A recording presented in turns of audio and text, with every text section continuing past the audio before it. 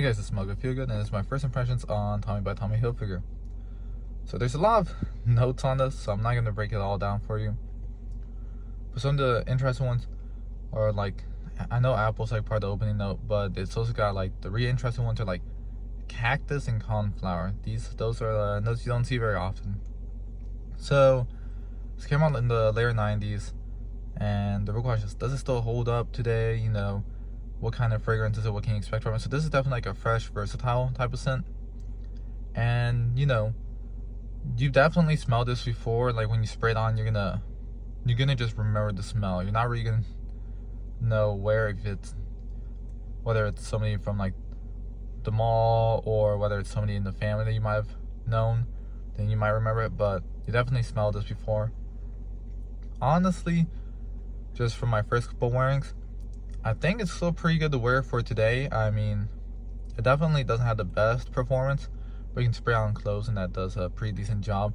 It's not a loud projector though, so just keep that in mind. I mean, it's kind of a little bit more closer to skin, which some people prefer. You know, in some instances that's all right. You know, that's all you really need. And since it's a cheapie, so like a full bottle run you around 20 to a little bit above 20. This smaller bottle got for about like 16ish, so it's a 50 milliliter, which is okay because, you know, testing it out and I wanted to just see whether I would like it or not. And I actually like 50 mils because I can carry them around with me pretty easy. It's just got like a cheap cap too, by the way. Don't you can kind of pick this up from the cap, but it's only held on by pressure. But yeah, I like having 50 milliliters so I can just carry them around with me. I don't like having, you know, the less I have to mess with atomizers, the better. But yeah, fresh, versatile. This is kind of a nice scent. You may want to check this out. If you're, so I'm almost in my mid-20s. So if you're younger, this might be one you want to not get, because you might not be able to appreciate it like that. You know, it might smell a bit, because it does have a little bit of a dated feel, just because it came out in the late 90s, you know, and it was pretty popular for a while, and especially in like the early 2000s, you know, and now it's like 2020, you know, it's like, it's been, you know, hate to say it, but it's been like 20 years, you know. So if you're younger, you may not like this. If you're older, I mean, definitely check this out. I mean, you probably know this already, but if you're my age range, you might want to check this out because you can appreciate this and enjoy it.